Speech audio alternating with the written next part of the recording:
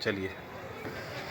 एक माई प्रवचन सुनने गई, तो जब प्रवचनों का जो है जब विराम हुआ तो वो महात्मा जी के पास पहुंची और बोली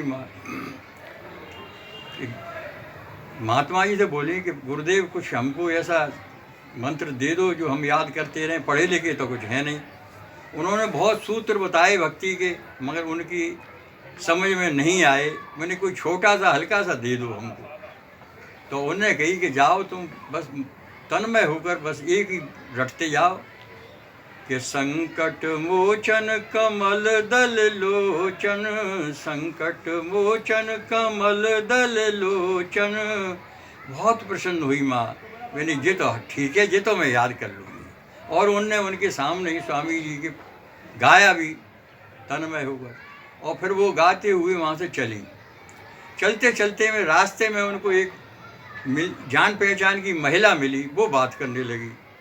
अब बात करते करते उनने अपनी सब बात बताई कि मैं आज जो है भगवान के तमाम भजन और दृष्टांत सुन के आ रही हूँ और बहुत अच्छा लगा, और एक मैं मंत्र भी लेकर आई हूँ। अब जब उसने मंत्र पढ़ा तो वो याद भूल गई। खैर वो महिला तो चली गई। अब वो जो बहुत जोर लगाए, एक लाइन तो याद रहे कि संकट मोचन, लाइन चली जाए।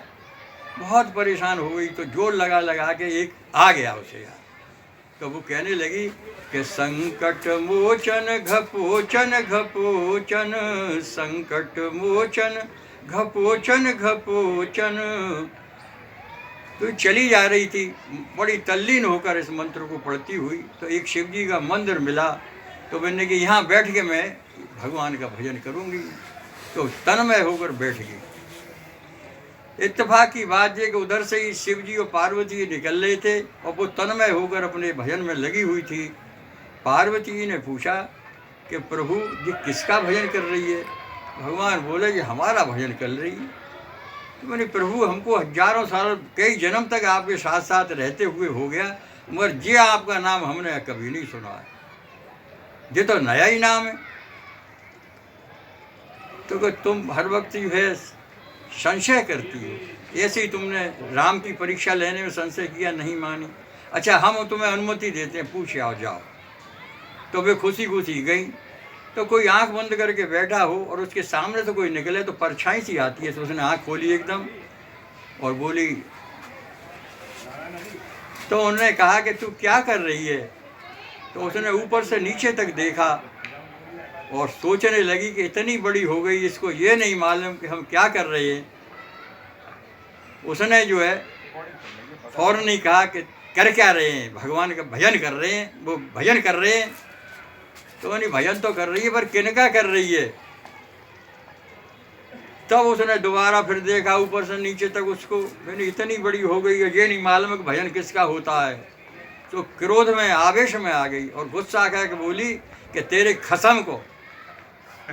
अरे है पार्वती माँ से चुपचाप चली आई और आगे बोली प्रभु तुम जैसे ही तुम्हारे भक्त अटपटे, जैसे ही तुम चटपटे, मतलब जो हमारी समझ में नहीं आई। माँ ने तो हमको भी पहचान लिया, वो तो बड़ी तेज निकली। तो मैंने तो कहा था, तुम मान ही नहीं। अब तो तुम्हें संतोष हो गया कि जो है मेरा भजन कर रही थी। तो कहने का तात्पर्य यह है कि तन्मय होकर विश्वास से और भरोसा रखकर ईश्वर का कैसे भी किसी नाम से जो जाप करें आप। ये नहीं कि आप जानकार हैं तो उल्टा सीधा नाम लें।